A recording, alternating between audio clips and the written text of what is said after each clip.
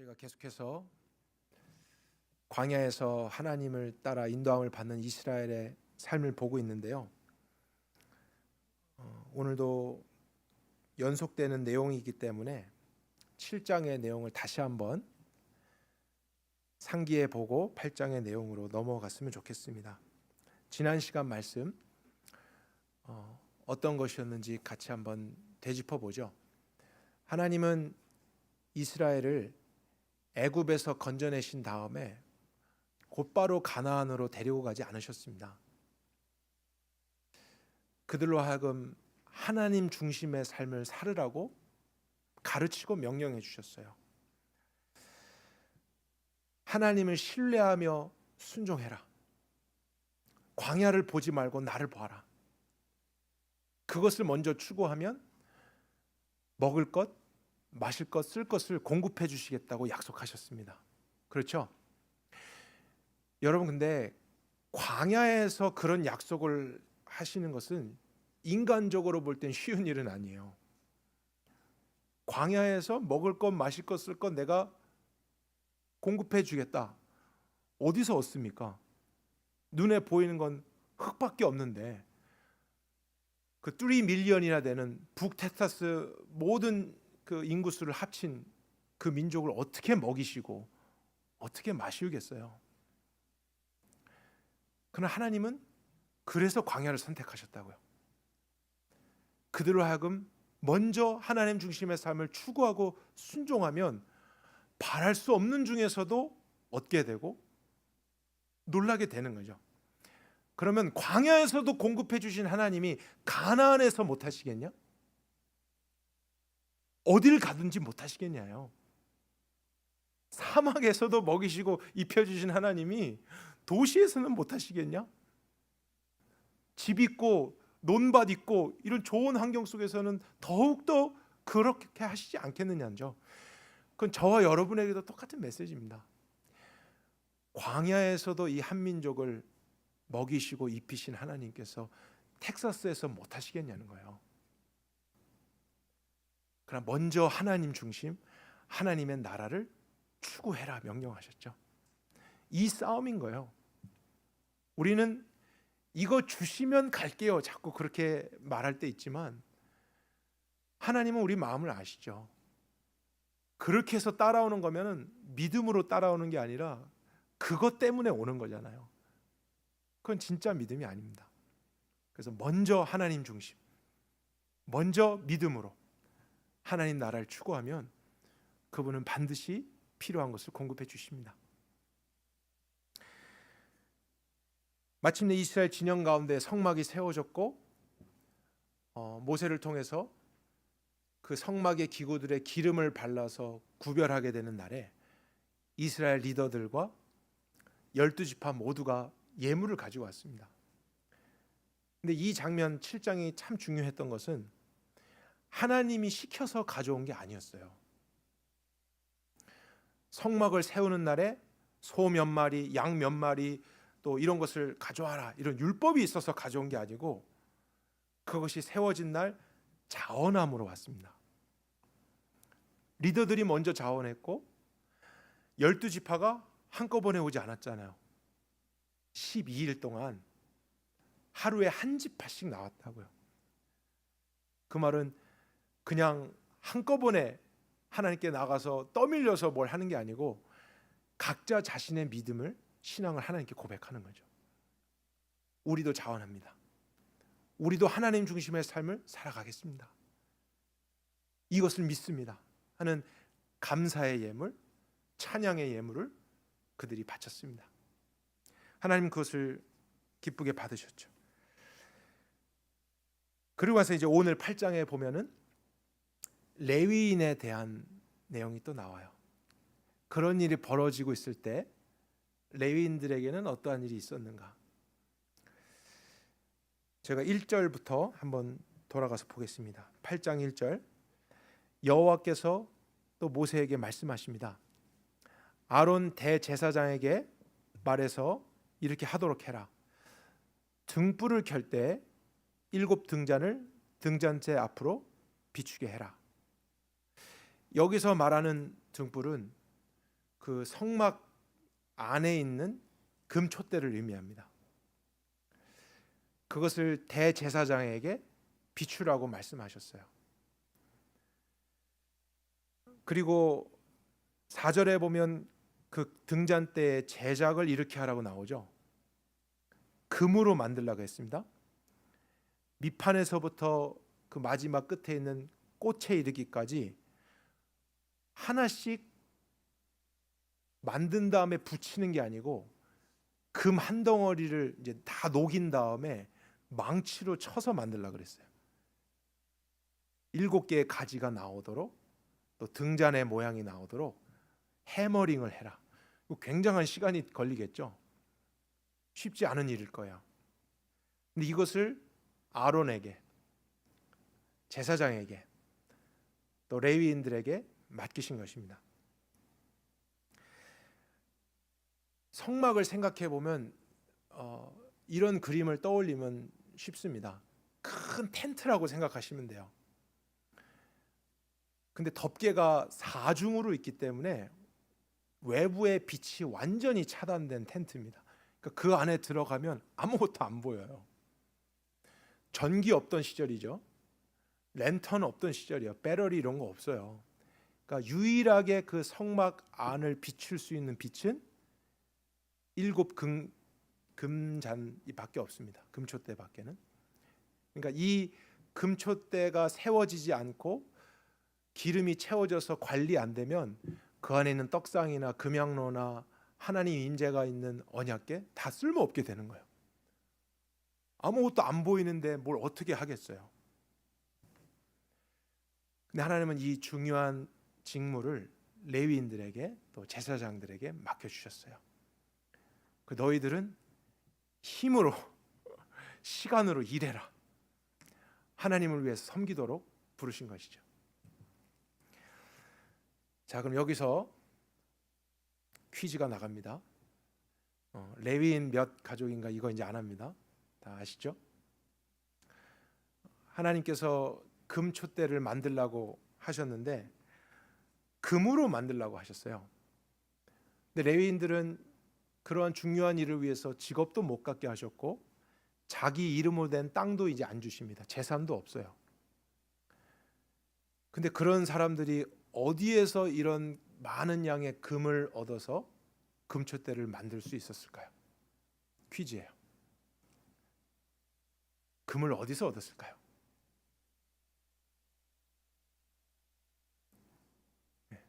7장에 보면 12지파가 하나님께 예물을 가져왔는데 금과 송아지와 양과 염소 이런 걸만이 아니고 금그릇, 은그릇도 가져왔어요. 그들은 하나님께 자원함으로 감사함으로 예물을 바쳤는데 하나님은 그걸 받으시고 레위인들에게 주신 거예요. 너희들이 이 금촛대를 만들어라. 또 성소에 필요한 물건들도 대부분 금으로 만들게 하셨어요. 아론의 옷에도 금이 들어갑니다. 근데 레위인은 우린 가진 게 없는데요. 금이 하나도 없는데요. 어떻게 하죠? 하나님은 그것을 할 수 있도록 공급해 주신다는 거예요. 그래서 12지파가 하나님께 예물을 드린 것을 레위인에게 주사 그들이 성소의 일을 부족함 없이 감당하도록 하는 거죠. 성막 안에 불을 비추게 하고 그 안에 필요한 모든 물건들을 만들고 또 그 언약궤 위에 하나님의 이제 임재하시고 대제사장의 피를 가지고 그 안에 들어가서 민족의 죄를 위해서 또 기도하고 회개하고 그럼 그 성막의 모든 시스템이 잘 운영되겠죠. 그러면 또 그 유익이 12지파에게 돌아가는 거예요. 광야에서 하나님 중심의 삶을 놓치지 않고 성막 때문에 가시적으로 또 보면서 하나님 따라갈 수 있고 이러한 순환이 되어지도록 하나님이 계획하신 것입니다. 그러면 이제 퀴즈가 하나 더 나가요. 레위 지파가 12지파를 통해서 금을 얻었어요. 그래서 하나님이 말씀하신 것을 완성할 수 있었는데 그러면 12지파는 금을 어디서 났을까요? 지금 광야에 있는데 애굽에서 노예였는데 그 많은 금을 어디서 났어요? 훔쳐왔을까요? 그 부분을 한번 가서 볼까요? 화면에 아마 있을 것 같습니다. 출애굽기 12장 34절부터 같이 한번 읽도록 하겠습니다. 이스라엘 자손이 모세의 말대로 하여 애굽 사람에게 은금 패물과 의복을 구하매 여호와께서 애굽 사람들로 이스라엘 백성에게 은혜를 입히게 하사 그들이 구하는 대로 주게 하시고 그들이 애굽 사람의 물품을 취하였다. 출애굽할 때 하나님이 명령하셨어요. 애굽 사람들로 하여금 금과 은과 보석들을 달라고 해라. 그런데 여러분, 애굽 사람들이 아무리 지금 정신없는 때라 그래도 노예들이 막 탈출하고 도망가는데 금은 보아 달라 그런다고 네 가져가세요 이렇게 하겠어요? 자기 재산인데 금이 제일 중요한 거잖아요. 애굽에서 돈을 주겠냐고요? 뭘 잘한 게 있다고? 그런데 왜 줬다고 성경은 나와요? 여호와께서 은혜를 입히게 하사예요. 그들의 마음과 생각을 바꾸셔서 요구해라. 네, 그래서 요구를 했더니 아무도 거절하지 않고 가져가세요. 다 가져가세요. 우리 집에 금 더 있어요. 은 있어요. 보석까지 다 준 거예요. 그래서 그들은 주는 대로 또 다 가지고 이제 애굽을 떠나는 거죠. 하나님이 주신 거예요. 애굽에 있는 애굽 사람들에게 가장 귀한 것, 세상에서 가장 중요하게 여기는 것, 금과 은과 재산과 보석들, 하나님이 이스라엘에게 주셨어요. 그럼 이제 또 한번 생각해 보죠. 하나님은 왜 그것을 주셨을까요? 지금 급하게 탈출하는 상황이잖아요. 300만 명이 이동한다? 여러분 이거 정신없는 상황이에요. 애도 있죠. 노인분들도 분명히 있을 거고 가축 있죠. 짐 싸야 되죠. 저는 정말 경험하지 못해서 그렇지만 혹시 전쟁을 경험하셨던 분들 6.25 같은 데 피난을 가신 이런 분들 생각해 보자고요. 지금 내 몸 빠져나가기도 급한 상황이에요. 바로의 마음이 변하기 전에 빨리 떠나야 되잖아요. 근데 그 상황에 무슨 금을 더 달라 챙기고 은을 챙기고 보석들 가져가겠어요. 그냥 그런 것들은 다 놓고 또 광야에 가는데 그게 뭐 필요 있겠어요. 오히려 몸을 가볍게 하고 빨리 나갈 수 있잖아요. 근데 하나님은 그것을 구해라. 그리고 그들에게 주셨어요. 그들은 가지고 갔습니다. 왜 그렇게 하셨을까요? 그때는 몰랐지만 우리가 지금 보는 민수기와 성경의 다른 내용과 연결시켜 보면 이런 그림을 가질 수 있는 거죠. 하나님의 마음은 세상에서 그들이 중요하게 여기는 금과 은, 또 그것 때문에 죄짓고 그것 때문에 탐욕 부리고 싸우고 하는 악해 보이는 것이라 할지라도 주님의 나라를 위해서 선한 도구로도 사용될 수 있다는 것을 보여주시는 거예요. 여러분, 하나님은 금이 필요하신 분이 아닙니다. 하나님은 우리가 금 더 드린다고 은 더 드린다고 좋아하시는 분이 아니에요. 그분께는 금이나 은이나 돌이나 똑같아요. 창조주잖아요. 그게 뭐가 더 가치 있고 덜 가치 있고 그분께는 모든 게 같아요. 그러나 왜 금과 은을 선택하셨냐면 우리가 그걸 중요하게 여기니까요. 세상에서는 이것 때문에 매여 있으니까요. 그러나 하나님은 그런 것이라 할지라도 하나님의 뜻을 위해서 선한 도구가 될 수 있다라는 거예요. 하나님 중심의 하나님 나라의 삶을 살아가는데 거룩한 도구가 될 수 있다는 것을 그들에게 보여주시는 거죠. 그래서 하나님은 이런 계획을 가지시고 일단은 가져 나오게 하시고 그 다음에 광야에서 그런 때를 기다리시죠. 그런데 문제가 생깁니다. 그들이 나오고 나서 모세가 시내산에 올라가서 하나님과 대면하면서 이스라엘 다스릴 중요한 법을 받고 있을 때, 그 10가지의 원리를 받고 있을 때 백성들이 못 기다리는 거예요. 그래 아론한테 계속 컴플레인하고 막 못 살게 구니까 아론도 이제 마음이 동요돼서 이제 모세가 안 오는가 보다. 그러니 우리를 인도해야 될 신을 우리가 만들자 그랬습니다. 그래서 그때 이스라엘 백성들에게 아론이 요구했던 것이 금이었어요. 그 성경에 보면 금고리, 금 팔찌 이런 거를 다 가지고 나왔다고 되어 있습니다. 그들이 어디서 그걸 났어요? 애굽에서 가지고 온 거예요. 원래 애굽 사람들 거였어요. 하나님이 가지고 오라고 해서 가져 나왔어요. 이것 또한 하나님의 거룩한 뜻을 위해서 거룩한 도구가 될 수 있다는 것을 가르쳐주기 위함이었어요. 근데 그들은 그런 하나님의 뜻과 전혀 관계없이 그 금을 가지고 우상을 만듭니다. 금 송아지를 만드는 거잖아요. 그리고 그 앞에서 뛰면서 제사 드리고 그 우상을 섬겼더라 나옵니다.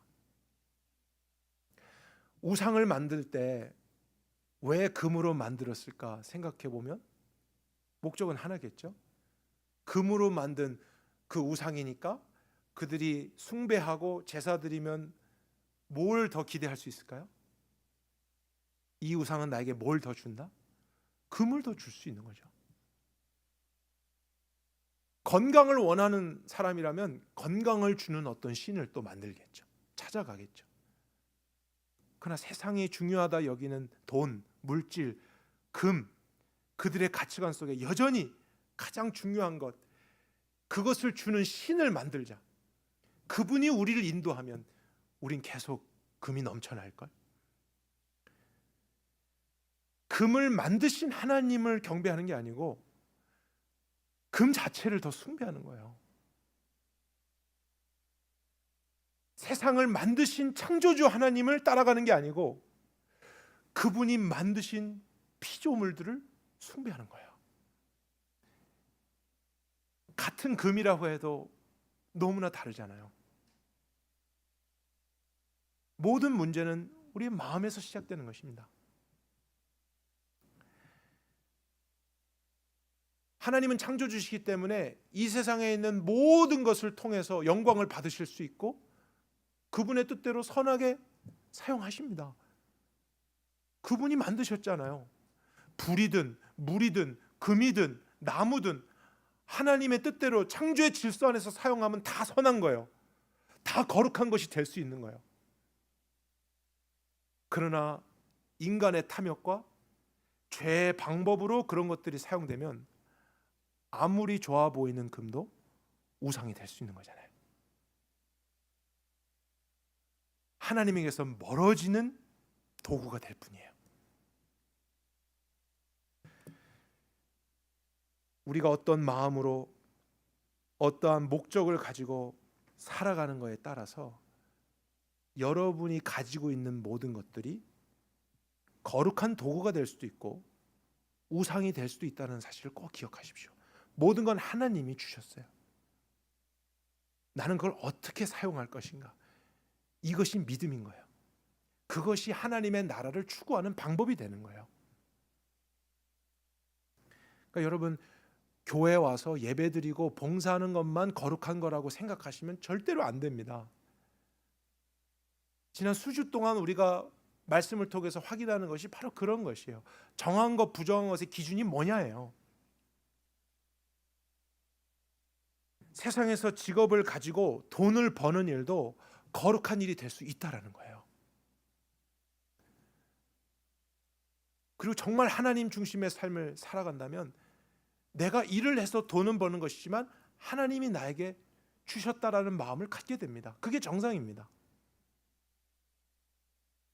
나에게 건강 주시지 않았으면, 내 삶에 이런 것 허락해 주시지 않았으면, 이런 기회 없었더라면 사실 우리는 아무것도 누릴 수 없어요. 세상에서 얻은 것이지만 아까 이스라엘과 똑같죠. 하나님이 은혜를 입게 하사 세상을 통해서 우리에게 주신 거예요. 그게 돈일 수도 있고 여러분이 가진 재산일 수도 있고 금은 보화일 수 있습니다.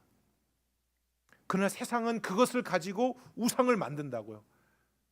그것을 더 얻는 것을 목적하면서 살아간다고요.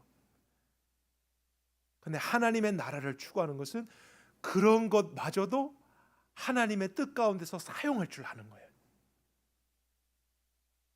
하나님 중심의 삶, 하나님의 나라를 어떻게 추구할 수 있을까? 나에게 있는 것으로 흘려보내는 거예요. 드리는 거예요. 사용하는 거예요. 여기 중에는 어떤 분도 돈의 지배를 받는 인생이 되지 않기를 바라요. 여러분이 돈을 지배해야 됩니다. 돈이 명령하는 대로 일하면 안 됩니다. 그건 깨어진 질서 속에 살아가는 거예요. 애굽이에요. 더 많이 주면 하고 안 주면 안 하고, 그것이 목적이 되면 안 됩니다. 그게 기준이 아니에요. 하나님이 주신 것으로 무엇이든지 자원함으로 하나님 중심의 삶을 어떻게 살아갈 수 있을까? 그것을 위해 사용하고 흘려내고 드리고, 돈 저기 가서 일해, 여기 와서 일해, 우리가 명령해야죠. 그게 하나님 백성의 삶인 줄 믿으시길 바랍니다. 그러면 돈도 재산도 금은 보화도 거룩한 도구가 되는 거예요. 하나님의 나라를 세워가는, 또 그것을 통해서 그 나라를 추구하고 싶지만 부족한 자들에게 하나님의 또 도움이 될 수 있는 선한 도구가 될 수 있는 거죠. 얼마나 아름답습니까? 그러니까 돈을 잘 벌게 해달라고 기도하세요. 아멘이 안 나오실 줄 알았어요. 듣기 이상하잖아요. 돈을 잘 벌게 해달라고 기도한다. 근데 여러분, 정말 그거 기복신앙 아니에요. 그러면 뭐 손해보게 해달라고 기도하실 거예요? 빚지게 해달라고 기도하실 거예요? 그것만이 경건이에요? 거룩이에요? 아니에요. 내가 직업을 가지고 하고 있다면 돈을 버는 게 정상이고, 그러나 기도는 거기서 멈추는 게 아니고, 하나님 주신다면 내가 이것을 주의 뜻 가운데 잘 사용하도록 도와주십시오. 어디에 어떻게 쓸지 지혜를 주십시오. 그것을 순종할 수 있는 마음을 주십시오. 거기까지 기도하면 절대로 기복신앙일 수가 없는 거예요. 왜냐하면 그게 하나님의 나라를 섬기는 12지파와 같은 삶이기 때문이에요. 하나님 중심을 위해서 드리고, 시켜서가 아니었어요. 자원해서, 그 드림이, 그들의 재산이 양과 소가 예배였던 거예요. 금과 은이 예배였던 거예요. 하나님이 주신 것이야. 하나님의 뜻을 위해서 사용하라고 맡겨주신 것이야. 그것을 잘 사용하는 사람은 절대로 금과 은이 우상이 되지 않아요. 흘러가는 것에는 부패가 일어나지 않거든요. 근데 그것이 필요 이상으로 쌓여갈 때, 주의 뜻이 있음에도 자꾸 이기적으로 나만을 위해서 축적이 될 때, 순환이 되지 않으면 물도 썩는다니까요. 부패하는 거예요. 거기에서 모인 금은 결국 금송아지가 되는 거죠.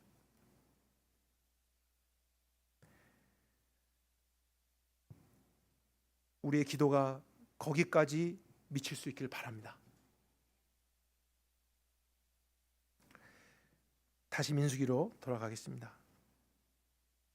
12지파가 금과 은을 자원함으로 감사함으로 가져왔고, 하나님은 그걸 받으시고 레위인들에게 일을 시키셨죠. 그래서 4절부터 금을 쳐서 금촛대를 만들어라.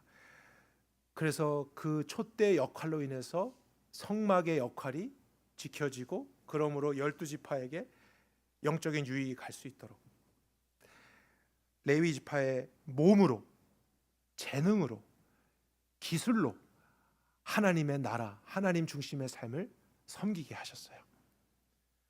그 망치질 정말 쉬운 거 아니겠죠? 시간이 걸리겠죠. 땀이 나겠죠. 그러나 그들은 그렇게 함으로써 하나님 중심의 삶을 세우도록 하신 거예요. 5절부터 또 볼까요? 그 다음 여호와께서 모세에게 말씀하십니다. 레위인들을 데려다가 정결하게 해라. 속죄의 물을 그들에게 뿌리고 몸 전체에 있는 털을 깎으라고 하셨어요.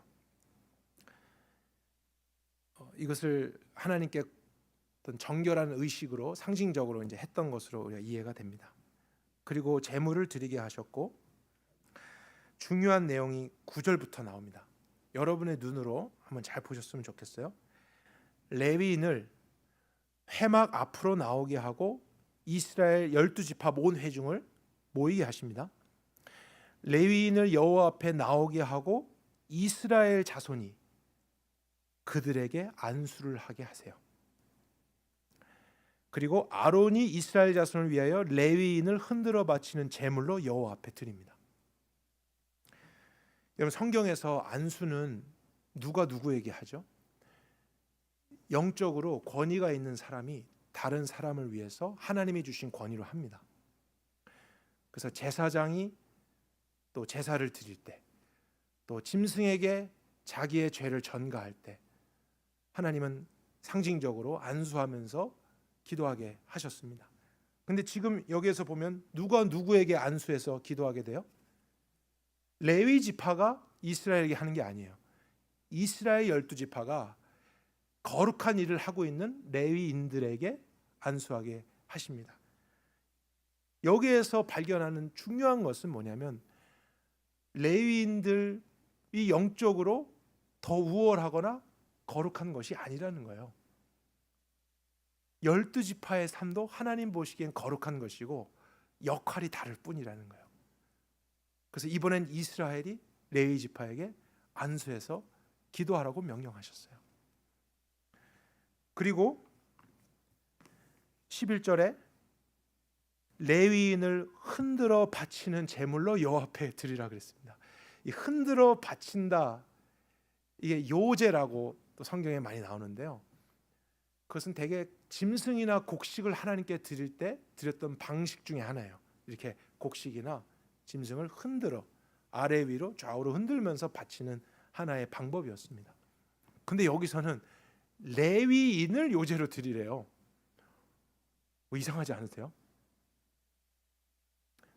레위인 자체를 마치 제물처럼 드리라는 거예요. 이스라엘 12지파는 돈을 드렸고 짐승을 드렸다고요. 근데 레위인은 뭐를 드리는 거예요? 자기 자신을 드리는 거예요. 왜요? 그들은 돈이나 재산으로 하나님의 나라를 위하는 게 아니라 시간으로, 자기의 재능으로, 몸으로 봉사하기 위함이에요. 그래서 마지막에 13절에 레위인을 아론과 그의 아들들 앞에 세워 여호와께 요제로 드린다. 15절 그들이 봉사할 것이라 이렇게 나왔죠. 12지파처럼 금이나 은이나 짐승이나 재산으로 하나님 중심의 삶을 섬겨가는 방법도 있지만 레위인과 같은 방법도 있다는 것을 보여주는 것입니다. 그들은 재산이 아예 없어요. 직업도 갖지 못해요. 그렇다고 하나님의 나라를 위할 수 없느냐? 그거 아니라는 거예요. 누군가는 가지고 왔던 것을 또 관리해야 되고 일해야 되고 땀을 흘려야죠. 누군가는 더 많은 시간을 통해서 성막을 또 관리하고 운반해야 돼요. 그래야 다른 사람들은 하나님 중심의 삶을 하면서 자신의 일반적인 삶도 살아갈 수 있는 거죠. 그러니까 하나님께 헌금을 많이 드리고 뭐 재산을 드리고 이런 것만 거룩하고 귀한 게 아니고 몸으로 봉사하는 것도 귀하다는 거예요. 그들의 시간으로, 그들의 가진 재능으로 섬기는 것도 하나님은 동등하게 거룩한 것으로 받으신다는 것입니다. 레위인과 같은 섬김이에요. 그래서 하나님은 부름에 따라서 모두 다 하나님의 중심으로 각자의 역할을 해가면 그것을 통해서 하나님의 나라는 더 구체적으로 나타날 것이다. 하나님 중심의 삶을 함께 이뤄갈 것이다. 광야에서 가르쳐 주신 거예요. 그것이 저와 여러분에도 마찬가지인 겁니다. 우리 중에는 누구는 12지파처럼 헌금을 드리고 재산을 드리고 자신이 가진 것으로 감사를 표현하면서 하나님 나라의 삶을 도울 수 있습니다. 섬길 수 있습니다. 그러나 어떤 분들은 주방 봉사할 수 있고 화장실을 청소할 수 있고 또 오늘날 입구에 오면 여러분 얼마나 반가운 얼굴들이 맞아줍니까? 여러분 너무 귀하잖아요. 예배드리러 오는 분들을 맞아주고 환영해주고 또 그분들이 조금 일찍 와서 같이 기도도 하시더라고요. 우리를 위해서 기도해 주시고 돈이 들어가는 일은 아닐 수 있지만 그들의 시간과 그들의 헌신이 필요한 거잖아요. 그것을 통해서 찾아오는 다른 사람들은 유익을 얻고 하나님 중심의 삶을 더 집중할 수 있고 여기서 은혜를 받아서 또다시 세상에 나가서 그들의 삶의 현장에서 돈을 벌고 학위를 따고 집을 사고 팔고 무슨 일이든지 할 수 있다고요.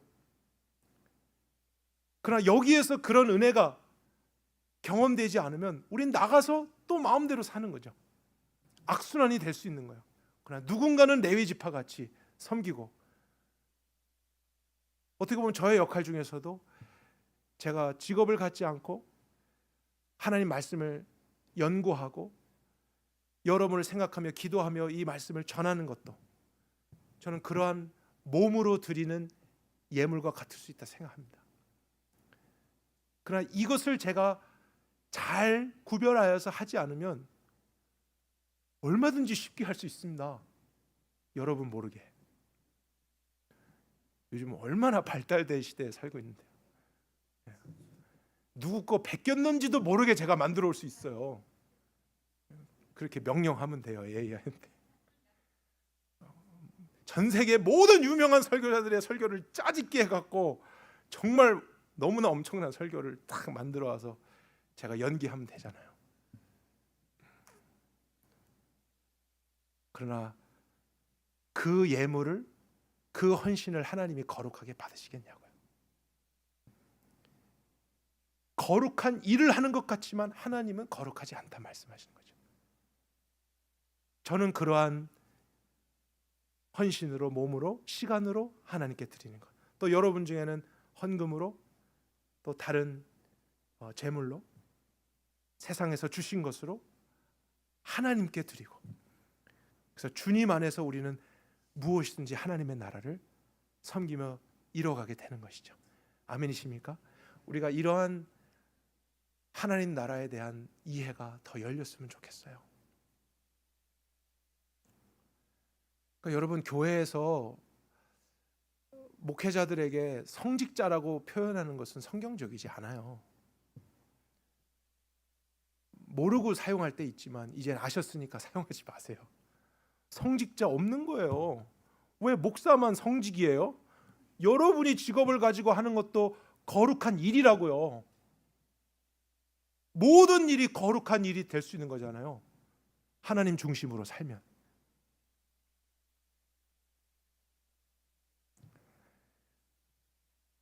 그래서 가톨릭이나 다른 종교에서는 성직자들이 그렇게 보이잖아요. 그리고 그런 사람들은 결혼도 하면 안 되는 관습이 있잖아요. 그러니까 더 거룩하고 성직에 계신 분 이렇게 보이잖아요. 오래전 얘기인데요. 제가 싱글일 때, 전도사일 때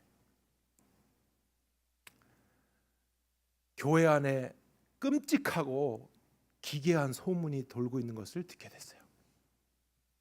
어떤 집사님이 저에게 오셨어요. 그래서 놀란 표정으로 전도사님, 아니 전도사님은 어떻게 결혼도 안 하시고 주님의 일을 하실 거라면서요? 어떻게 그러실 수 있어요? 그것을 제가 듣는 순간에 일단은 정리해야겠다. 그래서 마음에 어떤 답을 해야 될지 생각하면서 일단 집사님, 잘못된 소문입니다. 다시 소문 내주세요. 정전도사는 결혼을 할 것이다. 준비가 됐다. 그거 어디서 난 소문이니 뭐냐, 잘못된 소문입니다. 다시 내주세요. 그러면서 이제 이야기를 나눴는데, 근데 그 집사님이 놀라면서 그렇게 했던 이유는 아마도 결혼까지 하지 않으면서 교회에 사역을 하는 것은 더 거룩하다, 이런 생각을 하셨기 때문일 것 같아요.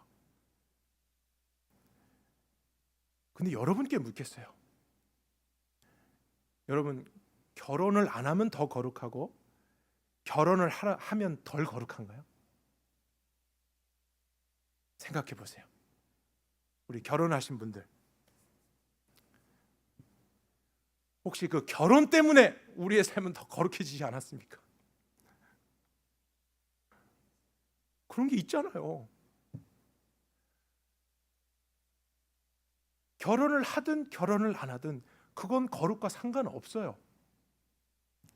사도 바울도 그렇게 말했습니다. 결혼을 하지 않고 주님의 일에 집중하는 것, 유익이 있을 수 있지만 모든 사람이 다 그렇게 해야 되는 것은 아니다. 부르심이 있다 그랬어요. 그렇게 해야만 더 거룩하고 그렇게 해야만 무슨 사도가 되고 이런 거 절대 아닙니다. 성직 아니에요.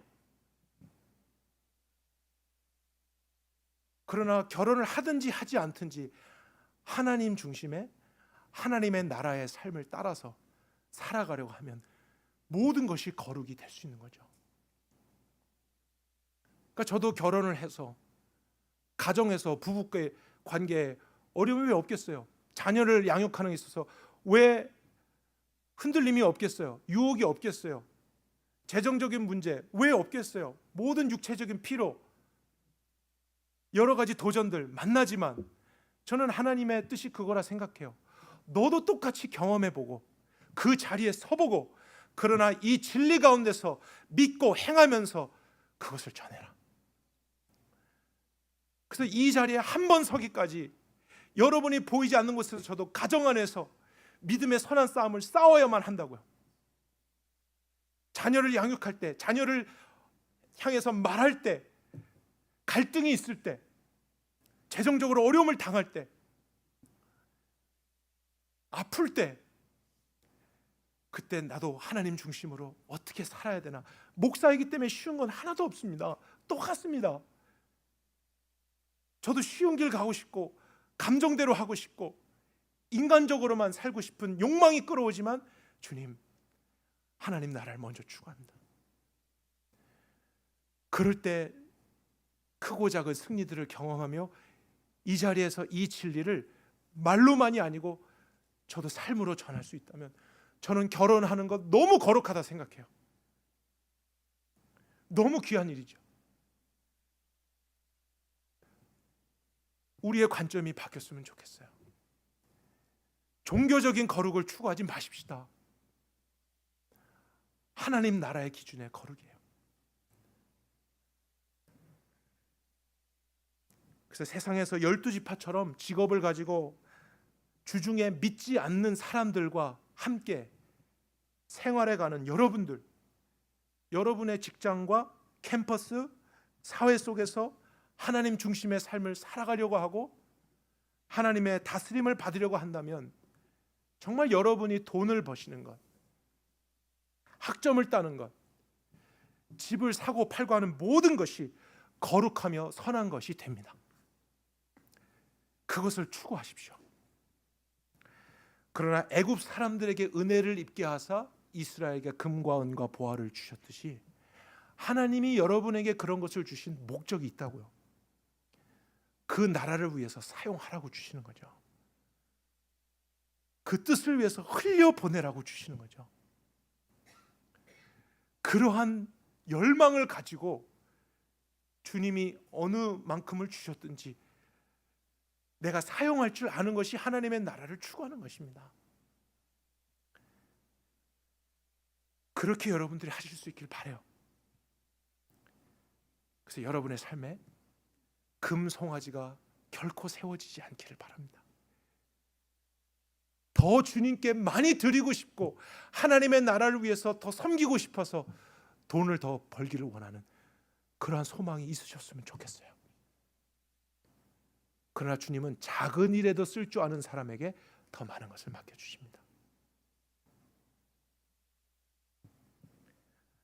반면에 주님을 위해서 또 교인들을 위해서 몸으로 시간으로 재능으로 헌신하는 모든 레위인과 같은 헌신, 주님 기뻐 받으십니다. 주님의 일은 돈으로만 하는 것 절대 아닙니다. 누군가는 땀을 흘려야 됩니다. 일을 해야만 합니다. 모든 봉사, 섬김이 귀한 것입니다. 그러니 그런 봉사는 아무것도 아닌 것처럼 보면서 교회에서 헌금 제일 많이 하는 사람만 마치 VIP 취급하듯이 직분 주고 자리 만들어주고 칭찬하고, 얼마나 성경적이지 않습니까? 하나님의 기준은 그게 아닙니다.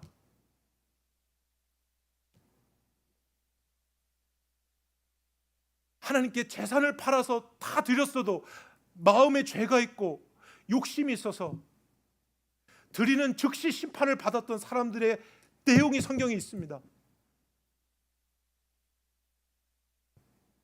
아나니아 삽비라가 그랬습니다.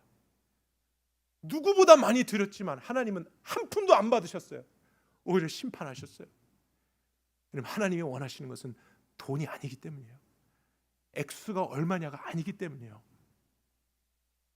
하나님 나라에 대한 믿음이고 그분에 대한 사랑이고 신뢰인 줄 믿으시길 바랍니다. 어떤 모습이든지 여러분 주님께 드리십시다. 주님 중심으로 살아가십시다. 그래서 혼자로서는 힘들고 불가능하지만 우리로서는 하나님의 나라 추구할 수 있습니다. 함께 그 구원을 죽은 후 말고 오늘날 여기에서부터 같이 이뤄갈 수 있는 우리 선함교회가 될 수 있길 바랍니다.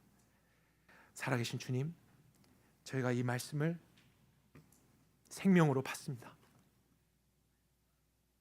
사람이 결코 떡으로만 사는 존재가 아님을 알게 해주십시오. 우린 짐승이 아니지 않습니까?